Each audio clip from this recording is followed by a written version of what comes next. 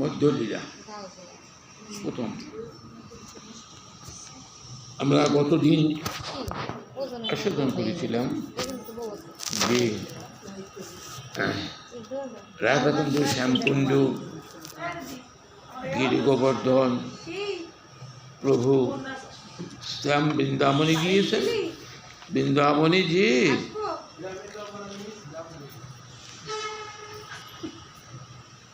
আপনার ডসে লেগেছে না নাম্বারে দাদা দাদা গেছে তাই কি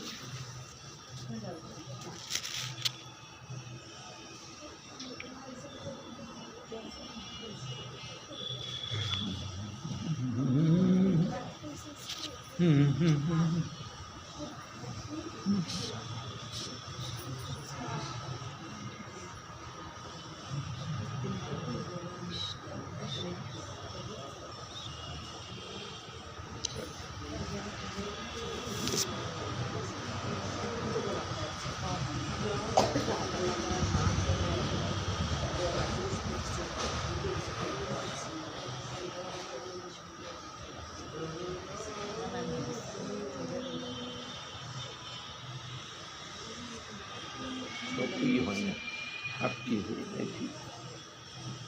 জয় রাধে, জয় রাধারানী, জয় হোক।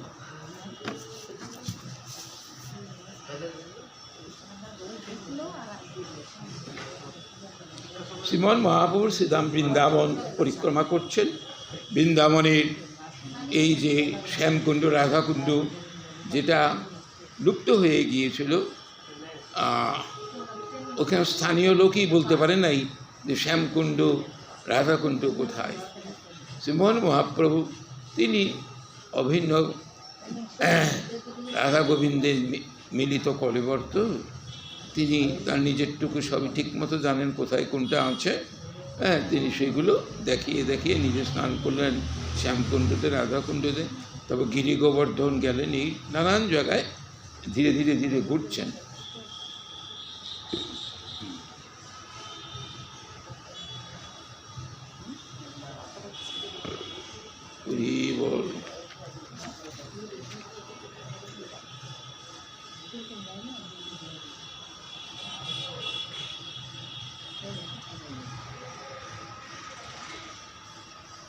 কুণ্ডের মাধুরী যেন রাধার মধুরিমা, কুণ্ডের মহিমা যেন রাধার মহিমা। কুণ্ড যেমন সাক্ষাৎ রাধারানী, রাধারানী যেমন গোবিন্দের অত্যন্ত প্রিয়া, তেমনি কুণ্ড শ্রী গোবিন্দের অত্যন্ত প্রিয়।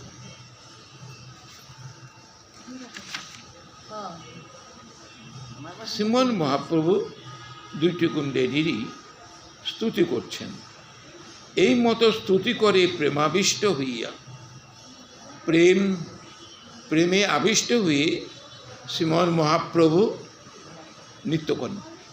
এই যে বর্তমান যুগে আমরা যেটা দেখে থাকি, এই যে নিত্য কীর্তন,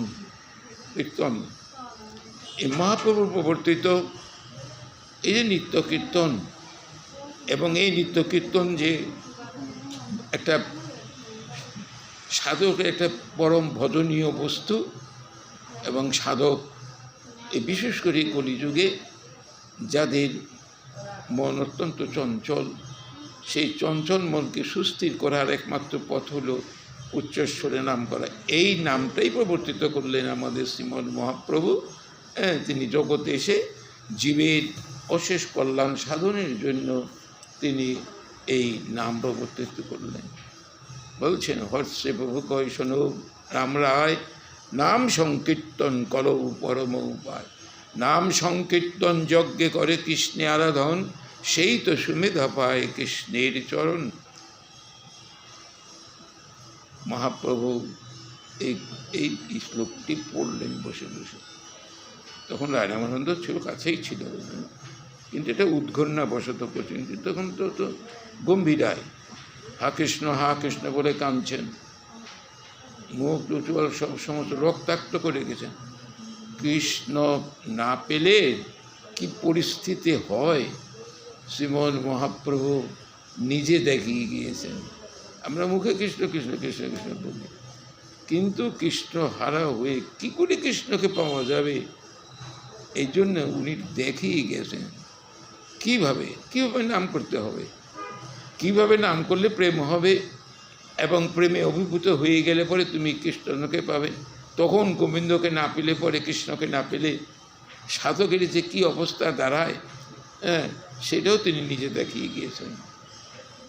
কারণ নাম তো আমরা করি, দেখেন নামে এতটা শক্তি দিয়ে গিয়েছেন শ্রীমন মহাপ্রভু। যে রাধা প্রেম পাওয়া যায় না, এর আগে আমরা পড়লাম রাধা সম প্রেম দ্বিকুণ্ড, এতে স্নান করলে কী হয়? রাধাকুণ্ডে স্নান করলে রাধা সম প্রেম দেয়। রাধা সম প্রেম মানে রাধার পরিমাণের মতো প্রেম না, রাধা অর্থাৎ সসুখ বাসনাহীন কৃষ্ণ তাৎপর্যময়ী সেবা, তাই হলো মূল প্রেম। প্রেম এমনই একটা বস্তু ভগবান গৌরহরি অকাতরে দিয়ে গিয়েছেন, অকাতরে। এখন সেই প্রেম কোথায়? প্রেম তো নেই। প্রেম বিনা ব্যর্থ দরিদ্র জীবন, দাস করি প্রেম মোরে দেহ প্রেম, দাস করি বেতন মোরে দেহ প্রেম দন। যিনি এত বড় প্রেমদাতা, তিনি প্রাণবল্লভ, তিনি প্রাণবল্লভ গোবিন্দকে অর্থাৎ জগন্নাথকে বলছেন যে প্রেম বিনা ব্যর্থ দরিদ্র জীবন, আমার ভিতরে কোনো প্রেম নেই। হে প্রাণনাথ, তুমি আমাকে দাস করে নাও।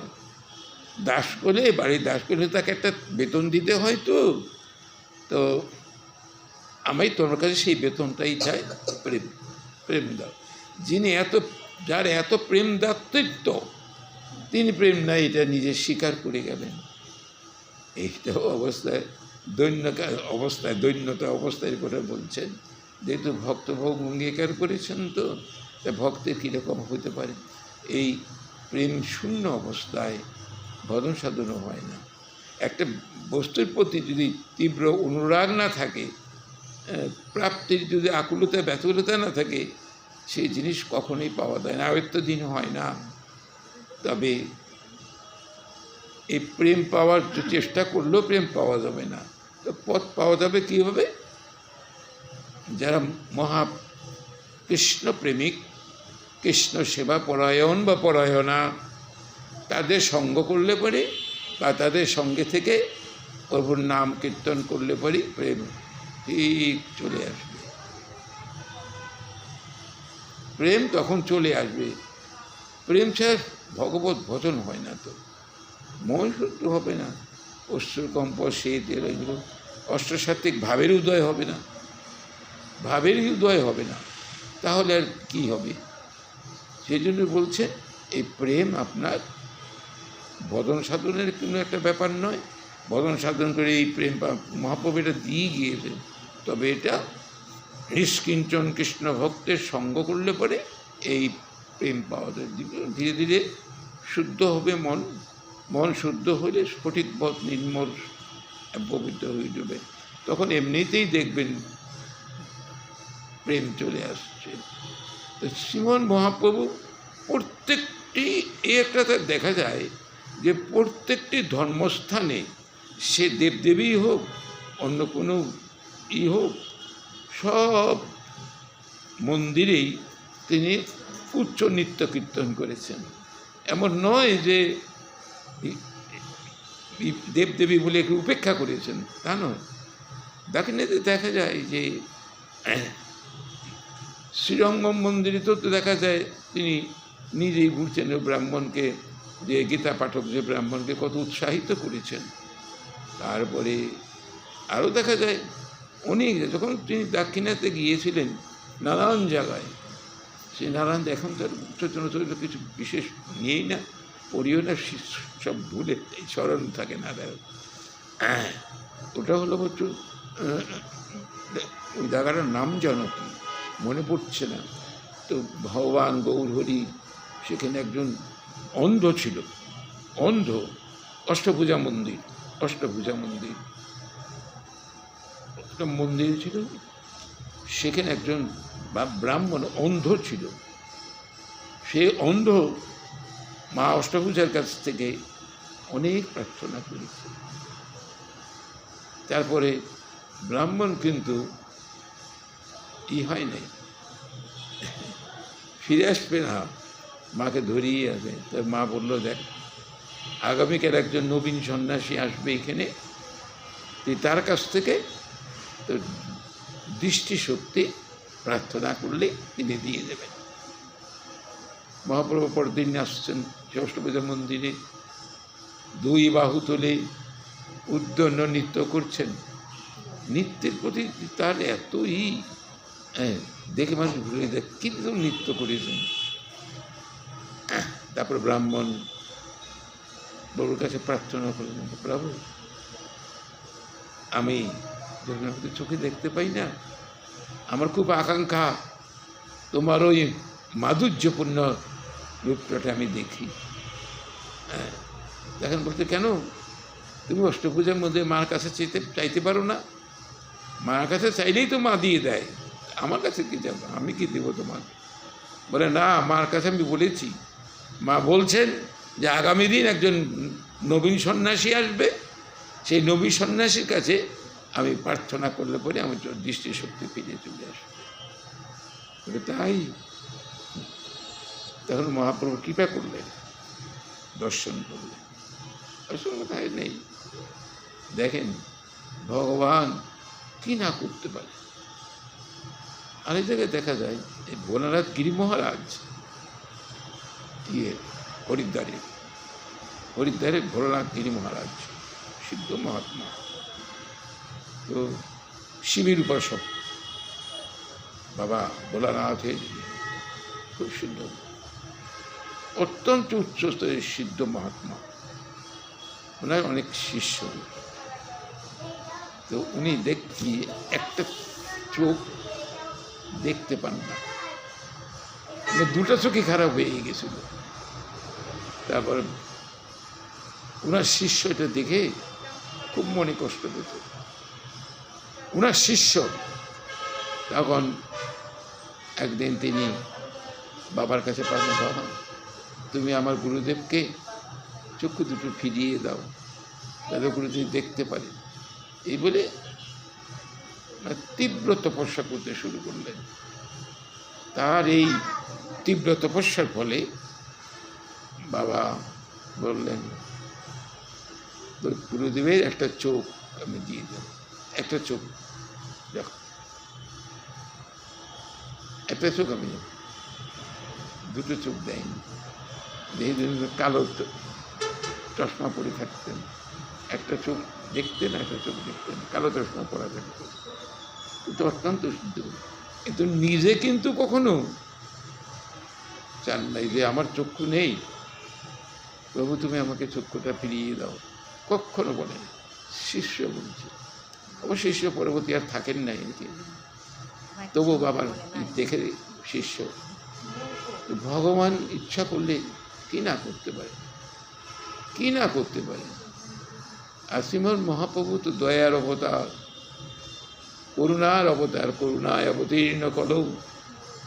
এত করুণা তিনি করে গেছেন জীবের প্রতি, আপামর জনসাধারণকে তিনি অশেষ বিশেষে কৃপা করেছেন।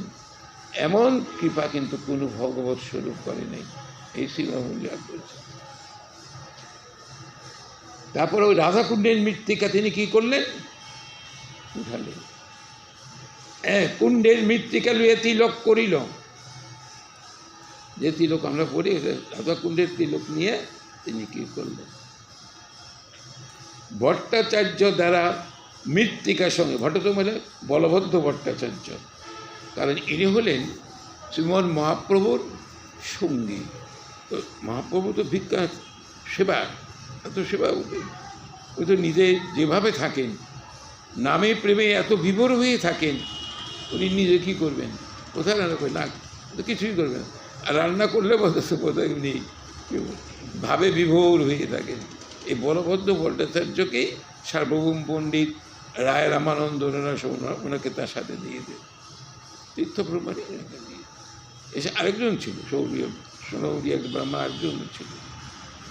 তো বলভদ্র মৃত্তিকা নিলেন ওই রাধাকুণ্ডে মৃত্তিকা সঙ্গে করি লইল। তবে চলিয়া আইলা প্রভু সুমনস সরোবর, মানে কুসুম সরোবর। সুমন কথাটা হলো সুমন, এটা হলো অর্থ হলো এই কুসুম মানে ফুল। বৃন্দাবনে যারা গিয়েছেন দেখবেন কুসুম সরোবর আছে। এই সুমনস সরোবর তাহা গোবর্ধন দেখে হইলা বিভোর। গিরি গোবর্ধন দেখে ভগবান গিরি গোবর্ধন কত লীলা করেছেন, দেখে তিনি বিভোর হয়ে গেলেন। গোবর্ধন দেখে প্রভু হইলা দণ্ডবত, গোবর্ধনকে প্রণাম করলেন।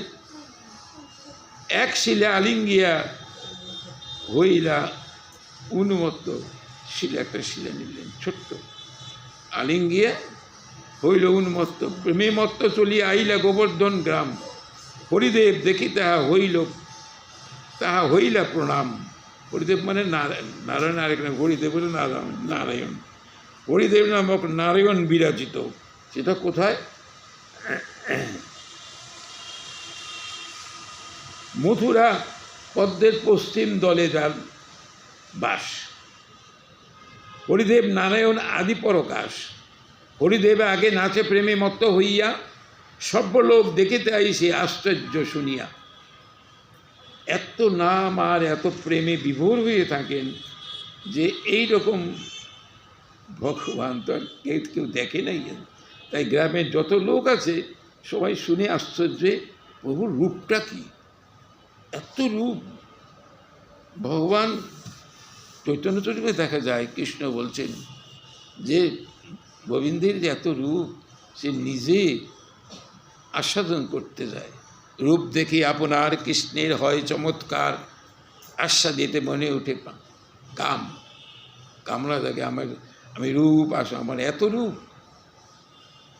কোটি ব্রহ্মাণ্ডের পরম বোম তার যে স্বরূপ তা সবার বলে হরে মন। পতিব্রতা সূর্যমণি দাহে কহে বেদবাণী, আকর্ষ হয়ে সেই লক্ষ্মীগণে। এত তার রূপ, গোবিন্দের রূপের কথা বলা হচ্ছে। সেই গোবিন্দই তো রাধা গোবিন্দ মিলিত জন্য আমাদের অতীত পবন গৌরহরি, রাধা গোবিন্দের মিলিত স্বরূপ। দুটা বস্তুর একসাথে মিলন, তাতে রূপটা কীরকম হবে।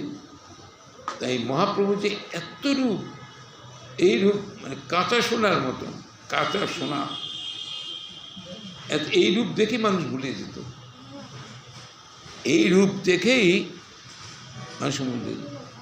চৈতন্যের মধ্যে দেখা যায়, বলে বাহুতলি হরি বলি প্রেম দিশতে চায়, করিয়া কলমসনাশ প্রেমেতে ভাষায়। করিয়া কলমসনাশ প্রেমেতে ভাষায়। কলমসনে পাপ, শ্রীমুখ শ্রীঅঙ্গ করে দর্শন, তার পাপ ক্ষয় হয় পায় প্রেম ধন। চৈতন্য চরিতামৃত কথাটা বলছেন, ওটা হলো রাধা মাধবের কথা, কৃষ্ণের কথা ওটা। আর এটা হলো মহাপ্রভুর কথা। বহু এত তার রূপ, এই রূপ দেখেই তিনি জীব জগৎকে একেবারে উন্মত্ত করে রেখে দিয়েছেন। এত তার রূপ, সেই রূপ। ভগবানের কাছে প্রার্থিত হলে ভগবান তার অভিষ্ট দিতে কখনো বিলম্ব করেন। যিনি যেটাই চান গোবিন্দের কাছে সেটা হবে। সসুখ বাসনা বর্জিত কৃষ্ণ সুখৈক তাৎপর্যময়ী সেবা। নিজের সুখের আকাঙ্ক্ষা থাকবে না। দেখবেন আমাদের শাস্ত্রের যে কথাটা বলছেন, এই প্রাকৃত জগতে একজন কৃষ্ণ ভক্তে অলভ্য কিছু থাকে না। একজন কৃষ্ণ ভক্ত সব পেয়ে যায়। কারণ মূল কারণটাই হলো আমি পাই না।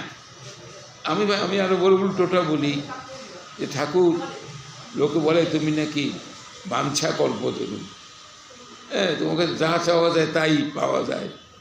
ওই আমাকে তো তুমি আমার ঈপ্সিত বস্তুটি তো তুমি দিলে না, আমি যা চাই তা তো তুমি দিলে না। অভিযোগ করি, দেবে কেন? আপনি তো চাচ্ছেন বা আমি তো চাচ্ছি আমার সুখের নিমিত্ত, সেই জন্য প্রথমেই কথা হলো সসুখ ও বাসনাহীন, নিজের কোনো রকম সুখের ইচ্ছা থাকবে না, শুধু গোবিন্দের প্রীতির জন্য, শ্রীমন মহাপ্রভুর প্রীতির জন্যই আমি তাকে সেবা করছি।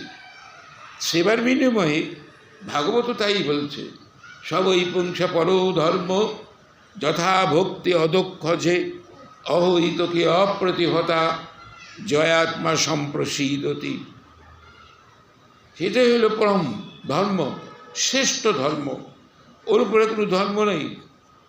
যথা ভক্তি অদক্ষ যে, অদক্ষতা মানে ইন্দ্রিয়ের অতীত, প্রাকৃত ইন্দ্রিয় দিয়ে ভগবানকে দেখা যায় না, প্রাকৃত ইন্দ্রিয় দিয়ে ভগবানকে দেখা যায় না। তা আমাদের তো সবারই প্রাকৃত ইন্দ্রিয়, অপ্রাকৃত ইন্দ্রিয় কয়জনের আছে? সবই তো প্রাকৃত ইন্দ্রিয়, সবই তো প্রকৃতি। এই প্রকৃতির মধ্যেই তো সত্য রজতম, এই তিন গুণের মধ্যেই তো আছি। অতএব আমাদের গুণহীন দেহ কি করে হবে? এটাই তো প্রাকৃত দেহ, প্রকৃতির কর্তৃক দেহ। এই দেহ দিয়ে ভগবানকে দেখা যাবে না। তাহলে গীতায় যে বলছেন যে ভক্তা তু অনন্যয়ে সক্কমে এবং বেদু অর্জুন জ্ঞাতুং দ্রষ্টুং প্রবেষ্টুং চ পরন্তপ, তুমি আমাকে দেখতে পাবে, ভিতরে প্রবেশ করতে পারবে, জানতে পারবে, জ্ঞাতুং জানতে পারবে তুমি। গীতার শ্লোকটা তার কেমন হলো? অর্জুন বিশ্বরূপ দেখতে চেয়েছিলেন, তো যোগ্যতা নিশ্চয়ই আছে, দেখতে চাইছেন, যখনই যোগ্যতা আছে বলেই দেখতে চেয়েছেন ভগবানের কাছে সখা। তার এই যথাবস্থিত চোখ দিয়ে কিন্তু বিশ্বরূপ দেখতে পারে নাই। দাদা আমি দিব্য চক্ষু, তাকে দিব্য চক্ষু দিতে হয়েছে। দিব্য চক্ষু দেওয়ার পরে অর্জুন এই বিশ্বরূপ দেখতে পেয়েছিলেন। কিন্তু মা যশোদা তো দিব্য চোখ পান নাই। মৃৎভক্ষণ লীলায় যখন দেখি এই মহাপ্রভু আর এই মা যশোদার লাঠি দিয়ে বলছে, তুমি মাটি খেয়েছ? দাদা বলতেছে, দাদা বলো, সকারা বলতে থাকে, বলে না মা মাটি খাইব, তো হা করো দেখবো। হা করলেন, তো কি দেখলেন? বিশ্বরূপ দেখলেন। অর্জুন যা দেখছেন সব দেখা হয়ে গেছে। মা ভাবলেন আমি কোন মায়ায় পড়লাম, একে।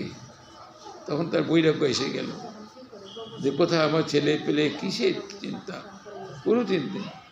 ওইটা তার একটা দেখেন, উনি কিন্তু চান নাই, ভগবান দিয়ে দিলেন, ভগবান দেখাই দিলেন।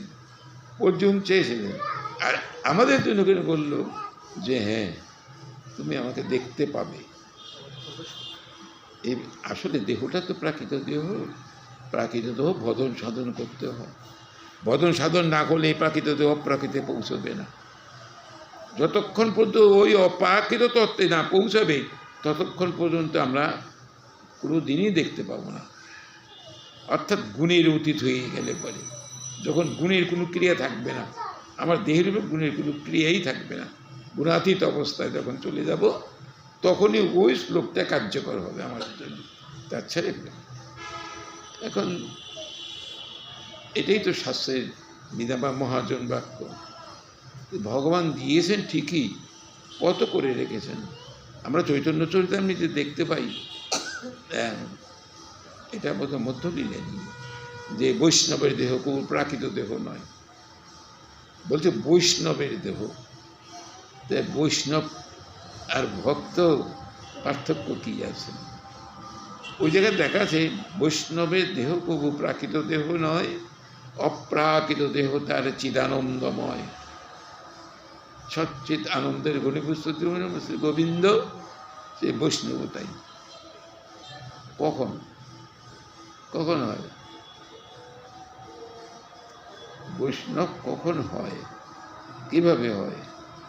আমাদের হরিভক্তি বিলাসে দেখা যায় যে বৈষ্ণব কাকে বলে। বৈষ্ণব যিনি বিষ্ণু মন্ত্রে দীক্ষিত, যিনি একাদশী পরায়ণ, যিনি কৃষ্ণ ছাড়া কিছুই জানেন না, কৃষ্ণ ছাড়া কিচ্ছু জানে না, কৃষ্ণের প্রসঙ্গে সদা সর্বদা থাকেন, অদোষ অদর্শী, কারো দোষ দেখবে না, সকলের নিকট তিনি সমান, অর্থাৎ তার কাছে ভেদ বুদ্ধি থাকবে না। যেতে বলে বৈষ্ণব, নিরন্তর কৃষ্ণ নাম, আর কথা বলবে না। বৈষ্ণবের দিক হলেই আর হলো ভগবানের অধরামৃত সেবা। বৈষ্ণবের যিনি শুদ্ধ বৈষ্ণব, নিষ্কিঞ্চন বৈষ্ণব, তিনি কিন্তু কোনো কিচ্ছু খাবে না, ভগবানের প্রসাদ ছাড়া সে কিছু। এটা বৈষ্ণবের পরম দিক, কিচ্ছু নেবে না, যা দেবে তাকে দিয়ে তারপর সেবা করবে, বাইরের কোনো বস্তু গ্রহণই করবে না। কিন্তু ভক্তের বেলা এটা নাই, ভক্তের কোনো বাধা নেই, ভক্ত সব কিছু করতে পারবে। অনেক কিছু নিয়ম আছে যে বৈষ্ণবের অবশ্য, তারপরেই সেই দেহটা অপ্রাকৃত অবস্থায় চলে যায়, তার আগে যাবে না। ওই অবস্থানটা গেলে পরে হয়ে যায়।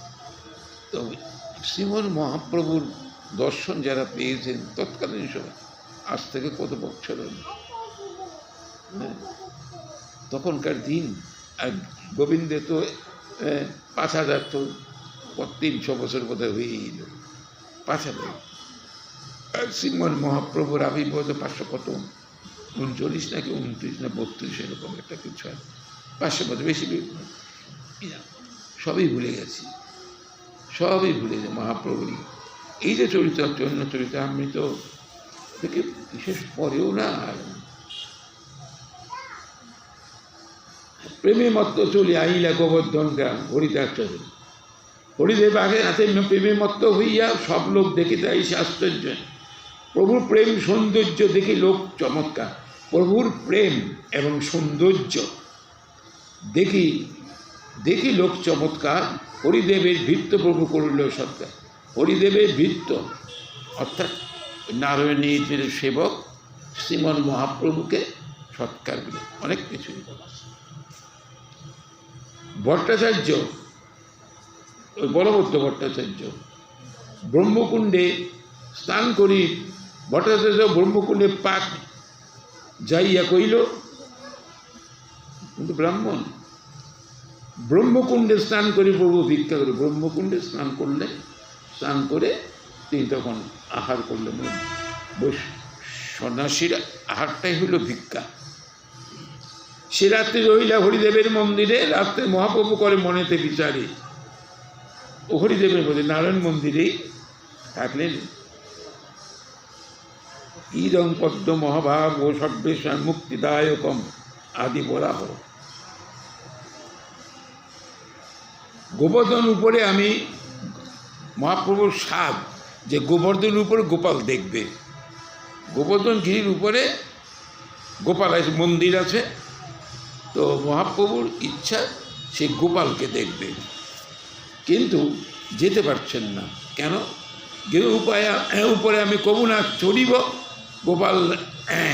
গোপাল রায়ের দর্শনে কেমন হবে। গোপাল রায়কে দেখে, গোপালকে দেখবার জন্য তার এত আকাঙ্ক্ষা, তীব্র আকাঙ্ক্ষা, কিন্তু গিরি গোবর্ধনে পাড়া দিয়ে তো উঠতে পারবে না, দেখবে কী করে। আপনি বা আমাদের কারোর মনে যদি কোনো বিগ্রহ দেখবার জন্য একটা তীব্র আকাঙ্ক্ষা থাকে, আকুলতা ব্যাকুলতা থাকে, তাহলে বিগ্রহ কি বিগ্রহ কি নিচে নেমে এসে আমাকে দেখাবে? কিন্তু ঘটনা ঘটছে সেই রকম। বিগ্রহ কি কৃপা করে আমাকে নিচে নেমে এসে আমাকে দেখা দিবে? এরকম তো শুনি। একমাত্র মহাপ্রভু সময় দেখি যে মহাপ্রভু এই গোপাল দেবকে দেখবে, কিন্তু গিরি গোবর্ধন তো সাক্ষাৎ কৃষ্ণ কলেবর, সাক্ষাৎ কলেবর, আর শ্রেষ্ঠ ভক্ত। দুটো দিক আছে। এই গিরি গোবর্ধন হইল শ্রেষ্ঠ ভক্ত, আর হইল কৃষ্ণ কলেবর, মহাপ্রভু কৃষ্ণ কলেবর, কৃষ্ণেরই দেহ এটা। তাহলে কিভাবে কি হবে? উপায় কী হবে? গোপালদেব কী করবে? অভিন্ন কলেবর। গোপালদেব কী করবে এখন? গোপালদেব আবার একটা কাজ করছে, জানছেন যে মহাপ্রভু আমাকে দেখতে আসবে, আমার গিরিগোবিন্দ পা দিতে পারবে না, এর থেকে ভক্তের থেকে পা দেওয়া যায়?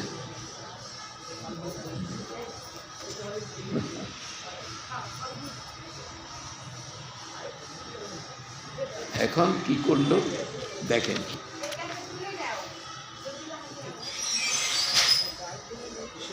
এত মনে করি প্রভু মৌনী করি রহিলা, জানিয়ে গোপালদেব কিছু ভঙ্গি উঠাইল। এটা জেনে নিয়ে গোপালদেব একটা ভঙ্গি করলেন কি, অন্নকূট নাম গ্রাম গোপালের স্ত্রী, যে জায়গায় গোপাল আছে হলো অন্নকূট গ্রাম বলে, রাজপুত লোকের সেই গ্রামে বসতি, রাজপুতরা সেই গ্রামে থাকেন, আর সেখানে গোপালদেব। এখন থাকলেই বা কি, এখন মহাপ্রভু তো দেখতে পারতেছেন না, তীব্র আকাঙ্ক্ষা দেখব।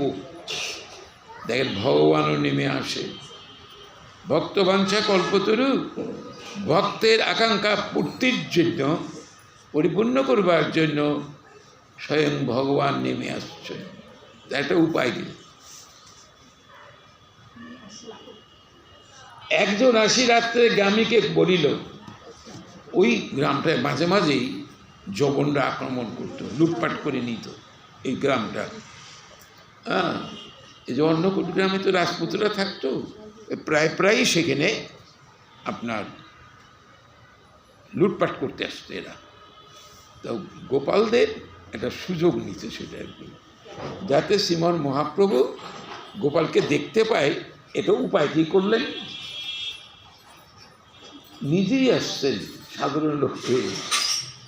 একজন আসি রাত্রে গ্রামীকে কই বলিল, রাত্রিতে একজন আসলো, এসে অন্য গ্রামে আসে এক বলল, কি বলল, তোমার গ্রাম মারিতে তুরুপ ধারিয়া সাজিল, অর্থাৎ যবনটা সব অস্ত্রশস্ত্র নিয়ে তোমাদের গ্রামে আসছে তবে লুটপাট করার জন্য। ঠাকুর লইয়া ভাগো, আসিবে কাল যবন। শুনিয়া গ্রামের লোক চিন্তিত হইল, প্রথমে গোপাল লইয়া গাঠলি গ্রামে ধইল, উপর থেকে নামিয়ে নিয়ে আসলো। উপর থেকে নামিয়ে গাঠলি, একটা গ্রামের নাম হলো গাঠুলি, সেই গ্রামে গোপালদেবকে রাখে। আসলে দেখেন ভক্তের দিক দিয়ে চিন্তা করেন, অভিন্ন কলেবর কৃষ্ণ একই গোপ, তিনি আর আলাদা কিছু নয়, কিন্তু তথাপি দেখেন ভগবান নিজে নেমে আসছেন। গিরি গোবর্ধন পাহাড় পা দেবে কী করে, পা দিয়ে উপর উঠতে পারবে না, অর্থাৎ গোপালকে দেখবি, মনে এত আকাঙ্ক্ষা, গোপালদের ভক্তের বাসনা পূরণ করবার জন্যই উপরের থেকে নেমে আসলে এক ভঙ্গি করল।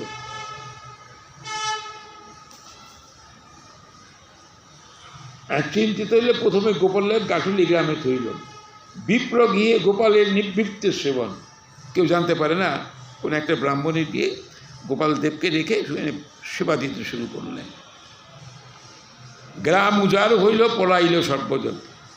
ওই এখন ওই অন্নকূট গ্রামে সব লোক চলে গেছে, গ্রাম খালি।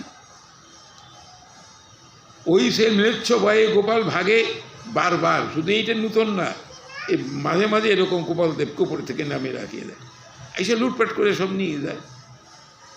মন্দির ছাড়ি কুঞ্জে রহে, কিংবা গ্রামান্তরে, কখনো কুঞ্জে থাকে, কখনো অন্য গ্রামে গিয়ে থাকে গোপাল, এটা মাঝে মাঝে হয়। প্রাতঃকালে প্রভু মানস গঙ্গায় করি স্নান, গোবর্ধন পরিক্রমায় করিল পয়ান, মানে যাওয়া, মানস সর্বে স্নান করে তিনি ওই গোবর্ধন পরিক্রমায় গেলেন। এই গিরি গোবর্ধন পরিক্রমা তো বিরাট, অনেক সময় লাগে। দেখেন আমি তো বললাম মহাপ্রভু তো স্বয়ং কৃষ্ণ কলেবর, আর যদি নাম মনে করি, নাম মনে করার কোনো কিছু নেই, এটা তো শতসিদ্ধ যে কৃষ্ণ আর শ্রীমতী মিলিত বিগ্রহ হল আমার শ্রীমন মহাপ্রভু। দেখেন ভগবান নিচে নেমে আসলেন। আমাদের সনাতন প্রভু কী করেছেন, বৃদ্ধ হয়ে গেছেন, গিরি গোবর্ধন পরিক্রমা করতে পারেন না, কষ্ট খুব। একদিন স্বয়ং ভগবান শ্রীকৃষ্ণ গিরিধর একই তো কলে সে সনাতনকে বলছে, সনাতন তুমি বৃদ্ধ হয়েছ, তুমি এত কষ্ট করে গিরি গোবর্ধন পরিক্রমা করো কেন? তুমি কষ্ট করি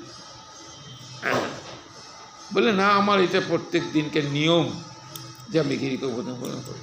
বলে বৃদ্ধ বয়সে? তখন বলছে, দেখে সনাতন আর কিছুতেই হয় না, ভগবানেও ভক্তের প্রতি এত কৃপাময়। একদিন সনাতনকে বলছে, সনাতন এক কাজ করো, এই যে আমি একটু শিলা দিলাম তোমাকে, এই শিলাটাকে, ছোট্ট শিলাকে পরিক্রম করলে গিরি গোবর্ধন পূরণ হয়ে যাবে। তা বলছে, শিলাটা কি? ওই শিলাটা গিরি গোবর্ধন। তুমি কে? তুমি কে? তোমার স্বরূপটি আমাকে দেখাও। এখন গিরি গোবর্ধন নিজেই তাকে দেখাবেন, রূপকোষের এরকম।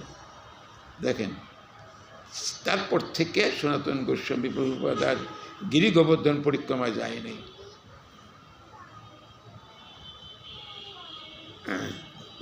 কেল্লবিন্দু গ্রামে জয়দেব ছিল না, জয়দেব আর হইল পদ্মাবতী, ভগবানের জগন্নাথ অনেক জয়দেব, হ্যাঁ, কেল্লবিন্দু গ্রাম। তো জয়দেবের নিয়ম ছিল কি, মানে অনেক দূরে, পরে গঙ্গা অনেক দূরে, জয়দেবের থেকে অনেক গঙ্গা দূরে, অনেক সময় নিত। বৃদ্ধ হয়ে গেছেন, আর পারে না, যেতে পারে না গঙ্গা স্নানে, মনে কষ্ট। মা গঙ্গা নিজেই চলে আসছে তাদের। এরকম দেখা যায় যে ভক্তের যদি এরকম তীব্র আকাঙ্ক্ষা থাকে, ভগবান সেটা নাড়ে থাকে। বাঞ্ছা কল্পতরু বলবেই বা কেন?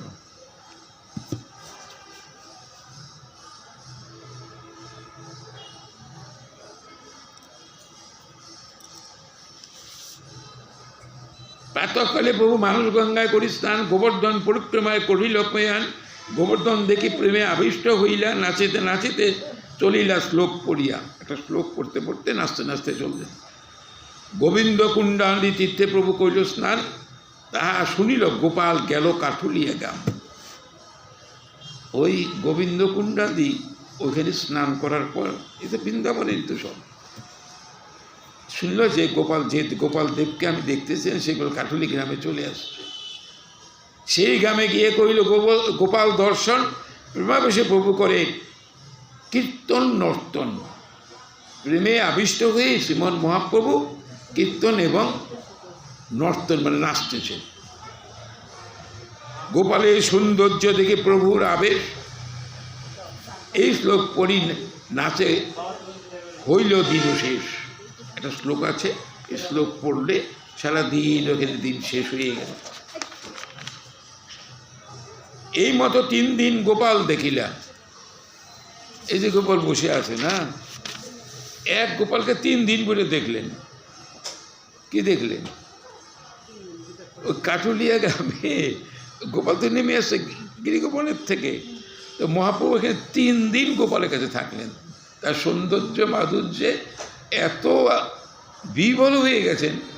তা আমরা গোপালকে কতটুকু দেখি সময়, খুব বেশি হইলে 5-7 মিনিট প্রণাম করে চলে যাই। হ্যাঁ, না 10 মিনিটই, এর বেশি তো হই না। 5-7 মিনিট একভাবে দেখতে পারিনি। তার কীভাবে দেখব? একটু দেখেও আছে, ঘুরি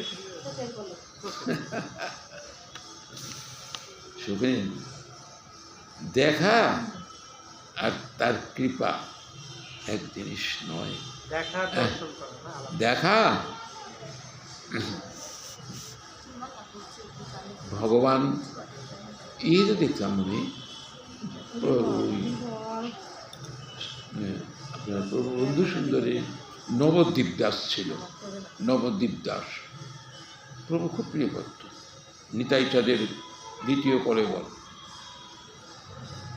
এই নবদ্বীপ দাস। তো ওনার এটা পড়লাম, উনি খেতে বসতেন, 2 ঘন্টা 3 ঘন্টা 4 ঘন্টা লেগে যায় খেতে। বাজ্যে গেছেন 2-3 ঘন্টা পার। কোনো জায়গায় কোনো মন্দিরে গেছেন, কোনো বিরগ্র দর্শনে দেখা যায় ঘন্টা পর ঘন্টা। কি দেখেন, কি দেখেন? আর আমরা তো একটু দেখে ব্যাস প্রণামটা করে চলে যাই, হয়ে গেল। আর তিনি কি দেখছেন? একটা বিগ্রহ দেখতে কি? আর শ্রীমন মহাপ্রভু 3 দিন থাকলেন, এক গোপাল দর্শন 3 দিন। কি দর্শন করলেন? আশ্চর্য এগুলো। 4র্থ দিবসে গোপাল সমন্দিরে গেলাম, ভক্তবাঞ্ছা পূর্ণ করে 4র্থ দিবসে আবার গিরি গোবর্ধনের উপরে চলে গেলেন। গোপাল সঙ্গে চলি আইলা নৃত্য গীতে সালে নৃত্য গীত করি। আনন্দ কোলাহলে লোক বলে হরি হরি, আনন্দ কোলাহলে লোক বলে হরি হরি, হরি বল বল, জয় জয় জয়। ওই কাঠুলিয়া গ্রামের থেকে মূল মন্দিরে তো গেল গোপাল।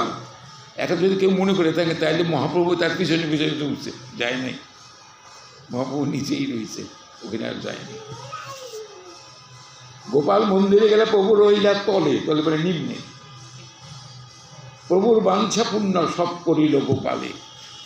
গোপাল সব, তো গোপাল বসে আছেন, তা সবাই গোপালের কাছে প্রার্থনা করেন। দেখেন কতটুকু প্রার্থনা পূর্ণ করেন গোপালের কাছে।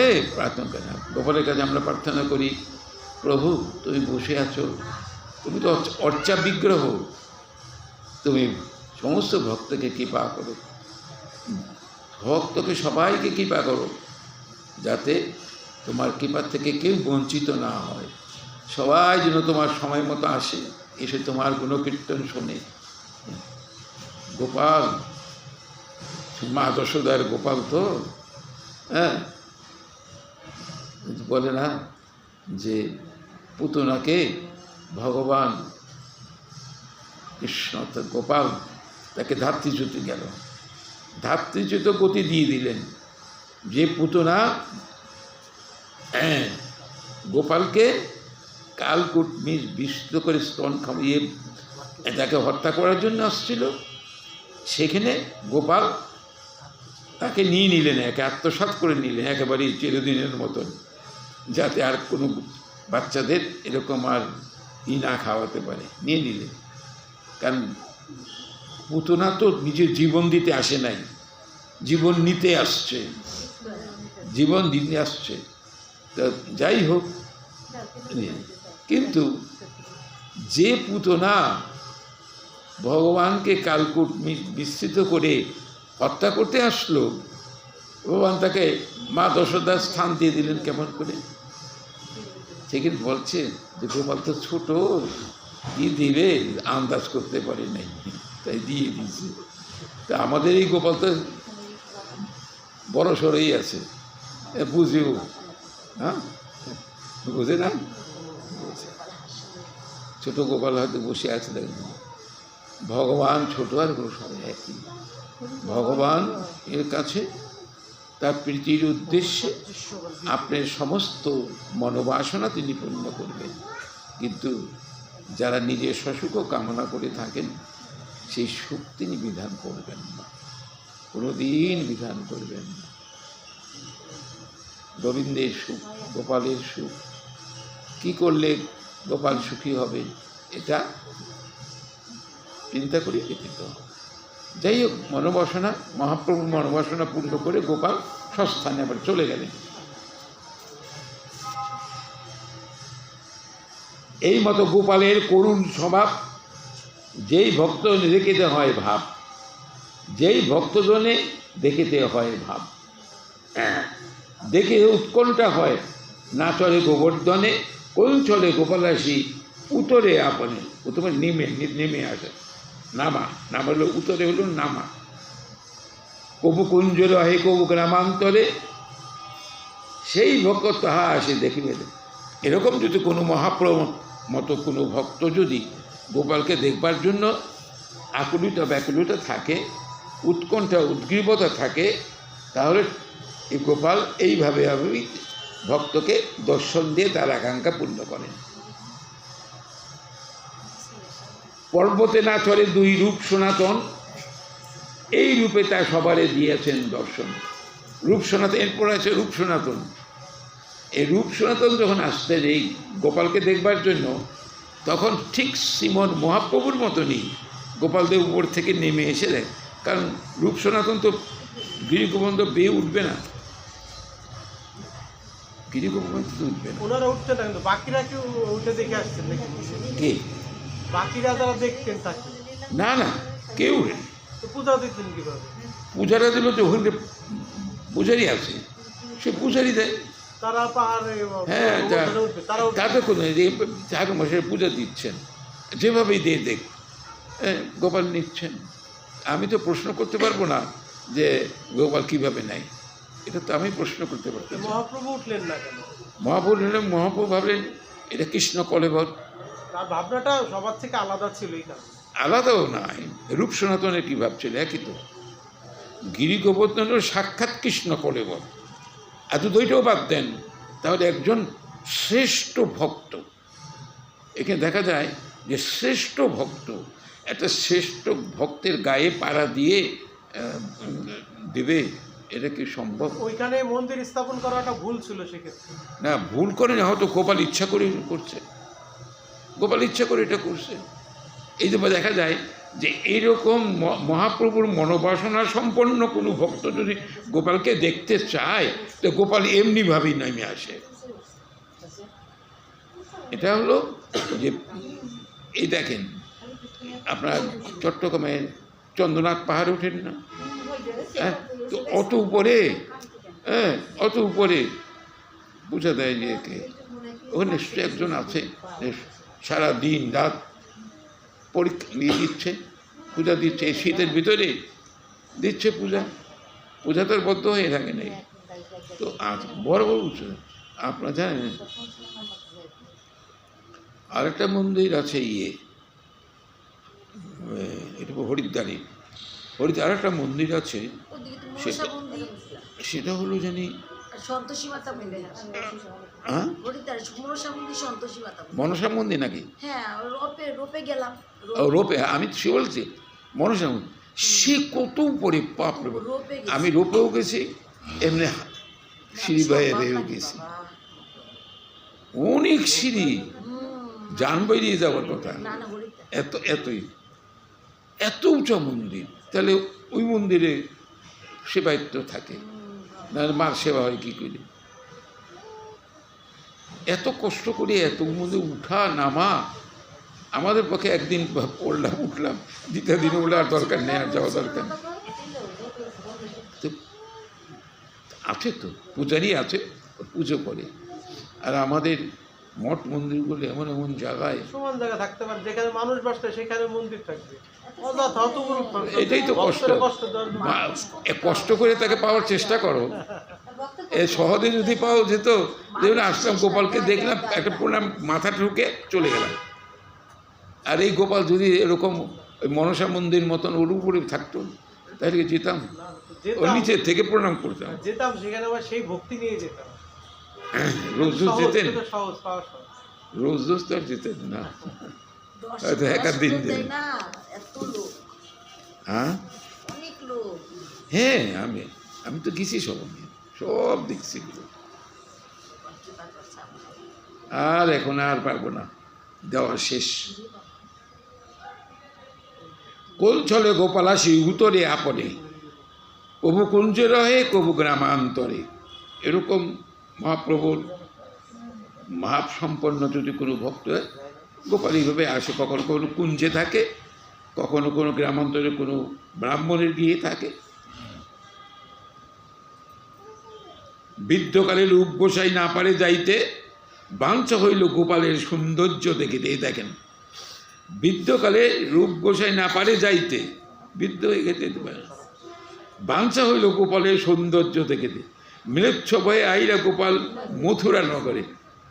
এখন মথুরা নগরে আমরা এসে পড়লো রূপ গোসাই দেখা দেওয়ার জন্য। ভক্ত ভগবানকে দেখতে চায়, তাহলে ভগবান আবার গৌরলীলা দেখি ভক্ত ভগবানের কাছে যায়, ভগবানই ভক্তকে দেখতে চায়। ঠাকুর হরিদাস তিনি ভজন কুটিরিত আছেন, তাই না? কোনো দিন মহাপ্রভুর কাছে যান নাই, কোনো দিন। এটা কিন্তু অভিমান না, এটা নিজের হেয়তা সম্পন্ন, নিজের আমি হেয়, আমি অত্যন্ত নিচু যবন জাতি, আমাকে স্পর্শ করলে জগন্নাথের সেবা বঞ্চিত হবে, পাণ্ডারা যদি আমার সাথে স্পর্শ, আমি কেন রাস্তায় যেতে হবে না। এই দৈন্যতাবশত তিনি কখনো যেতেন না। ভগবান গৌরহরি নিজে দিয়ে ইষ্টকৃষ্টি করতেন বসে। প্রভু জগন্নাথ দেবের প্রথম যে ভোগটা হয়, উপল ভোগ, সেটা প্রসাদ দিতেন। দেখেন, ভগবান ছুটে যেতেন ভক্তের কাছে, আর এখানে ভক্ত ভগবানের কাছে যাচ্ছে, যেতে পারছেন না, বৃদ্ধ হয়ে গেলে গোপাল এমনিভাবে বলছেন, ম্লেচ্ছ ভাই আইলে গোপাল মথুরা নগরে, 1 মাস রহিল বিঠলেশ্বরের ঘরে, 1 মাস বিঠলেশ্বর ঘরে থাকলো গোপাল। তবে রূপ গোসাই সব নিজ গণ লইয়া 1 মাস দর্শন করিল মথুরা রহিয়া। মথুরায় থেকে 1 মাস ভোরে দেখলেন। তার গোপালের কীরকম সৌন্দর্য! শ্রীমন মহাপ্রভু 3 দিন, আর রূপ সনাতন রূপ তারা দিলেন 1 মাস। কি সৌন্দর্য, মাধুর্য, কি রূপ, কি রূপ, চিন্তাও করা যায় না।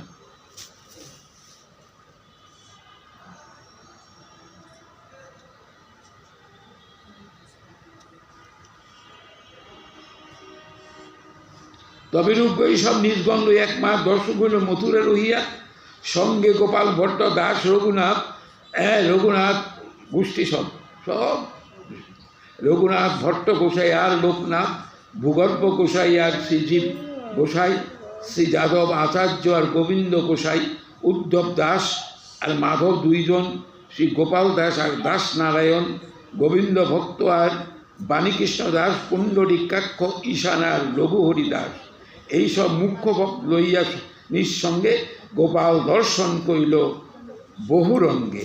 1 মাস রহি গোপাল গেলা নিস্থান, আবার জায়গায় চলে গেল নিস্থান। শ্রীরূপ গোসাই আইলা বৃন্দাবনে, আবার বৃন্দাবনে চলে আসে। প্রস্তাবে কহিল গোপাল কৃপা রাখান। গিরিগোবর্ধনদের গোপালের এই যে ভক্তের প্রতি তার যে অশেষ বিশেষ কৃপা, এটাই এখানে প্রদান করে।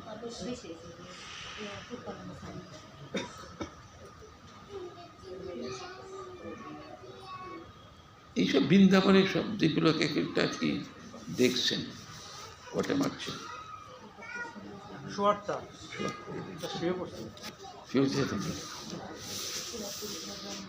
আচ্ছা।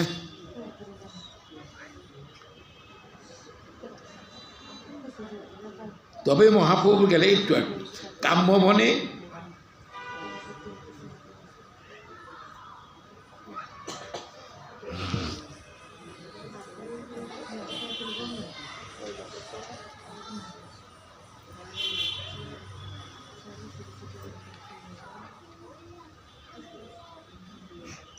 এই মতো বৃন্দাবনে যাবৎ দেখিল, তার লীলাস্থলী দেখি গেলেন নন্দীশ্বর। নন্দীশ্বর মানে দেখিনি নন্দরাজার বাড়ি। নন্দীশ্বর দেখি প্রেমে হইলা বিভল, পাবনাদি সব কুণ্ডে স্নান করিয়া, লোকেরে পুছিল পর্বত উপরে যাইয়া। কিছু দেবমূর্তি হয় পর্বত উপরে, এই যে আপনারা দেখছেন যে আমি জানি না, নন্দীশ্বর মানে নন্দালয়, নন্দীশ্বর নন্দলয় নন্দরাজার বাড়ি। ওখানে বিগ্রহ শুধু দেখা যায় নন্দরানী, নন্দরা আর ছোট গোপাল আছে ওখানে মন্দির। লোকে কহে মূর্তি হয় গোফার ভিতরে। 2 দিকে মাতা পিতা পুষ্ট কলেবর, মোটা সোটা আর কি, গোপাল কৃষ্ণ, দুই দিকে মাতা পিতা পুষ্ট কলেবর, মধ্যে এক শিশু হয় ত্রিভঙ্গ সুন্দর। শুনি মহাপ্রভু মনে আনন্দ পাইয়া, তিন মূর্তি দেখিলে সেই গোফা উঘাড়িয়া, ভিতরে গোফার ভিতরে যেয়ে তিন মূর্তি দর্শন করে। ব্রজেন্দ্র ব্রজেশ্বরী কইল চরণবন্ধন, ব্রজেন্দ্র কইল চরণবন্ধন, প্রেমাবেশে কৃষ্ণের কইল সর্বাঙ্গ স্পর্শন। গোফা মানে গুহা, কিন্তু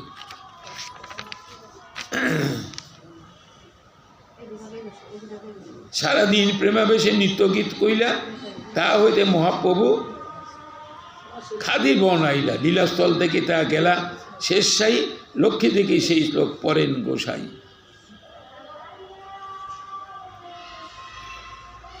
সব এক একটা জায়গায় ঘুরছেন আর থাকছেন। আমরা যারা এখন শ্রীধাম বৃন্দাবনে যারা যান, বৃন্দাবনে গেলে অন্ততপক্ষে মাস 2-3 থাকলে পরে সব দেখা যায়। ঠিক ওই গাড়িতে করে 2 দিন 2 দিনের জন্য গেলেন, কি দেখলেন? ও কিচ্ছু দেখানো পায়নি। আমি একবার গিয়ে বলতো 15-20 দিন ছিলাম, তখন ছিল বৈশাখ মাস, তীব্র গরম। তা আমি এখন জিজ্ঞাসা করলাম, তখন কি গরম, ততটা গরম ছিল না। আমি যে জায়গায় ছিলাম তাই আমি ওনাকে জিজ্ঞাসা করলাম, আচ্ছা এখানে তো যেমন ঠান্ডা তেমন গরম, চৈত্র মাসে থাকার উপায় নেই, চৈত্র বৈশাখে এত গরম, আর এই সময় একেবারে সব জমে গেছে। এখানে থাকেন কী করে আপনারা? আন্ডারগ্রাউন্ড ঘর আছে, নিচে মাটির তলায় নিয়ে থাকে, এত গরম সহ্য করতে পারে। শীতের সময় আগুন জ্বালিয়ে থাকে, বন্ধ। তো বৃন্দাবন ছাড়বে না। এই যে রাতকুণ্ডের চারপাশে কত বৈষ্ণব ভজনে বসে আছেন, ঠান্ডাও নাই গরমও নাই, করে বসে আছেন ভজনে। আর বৃন্দাবনে দেখুন, ভজনের জায়গা হলো নবদ্বীপ, নবদ্বীপে ভজনে সিদ্ধ হয়ে বৃন্দাবনে যেতে হয়, যাতে বৃন্দাবশ্বরীর কৃপা পাওয়া যায়। আর আমার মতো দুর্ভাগা জীব যদি মনে করে আমি বৃন্দাবনে থাকবো, কোনো দিন পাবে না। রাধারানীর কৃপা না হলে বৃন্দাবনে থাকা যায় না, রাধারানীর কৃপা ছাড়া থাকা যায় না ওইখানে। যাই হোক, শ্রীমন মহাপ্রভু বৃন্দাবন ধাম সব ঘুরছেন, শ্যামকুণ্ড রাধাকুণ্ড গিরিকে মতো দেখাই যায়। শ্যামকুণ্ড রাধাকুণ্ড তো দেখতে পারেনি কেউ, জানতেও পারে নাই, এগুলো প্রচার করে দিয়ে আসতেন মহাপ্রভু। আমরা যা পাই বৃন্দাবনে যে সমস্ত লুপ্ত স্থান ছিল, সনাতন প্রভুপাদের গোসাইকে তো মহাপ্রভু বলছিলেন যে গ্রন্থ সংস্কার করা আর হইল লীলাস্থলীগুলোকে জগতের কাছে, ভক্তের কাছে উন্মুক্ত করে দেয়। সব লুপ্ত হয়ে গেছে। মহাপ্রভু কিন্তু দেখা যায় নিজেই কিছু করে গেলেন, আবার ও সনাতনের দ্বারাও তো অনেক লুপ্ত তীর্থ উদ্ধার করে আসলেন। এইগুলো মহাপ্রভু। ঠিক আছে, এটুকু আমরা আস্বাদন করে গেলাম। আবার পরবর্তীতে যদি আগে একটু ঠান্ডাটা কম, সেদিন সেই বৃহস্পতিবারে যে ঠান্ডা গেছে বাবা, এত ঠান্ডাটা একটু কম দেখা যায়। নিতাই গৌর সীতানাথ প্রেমানন্দে।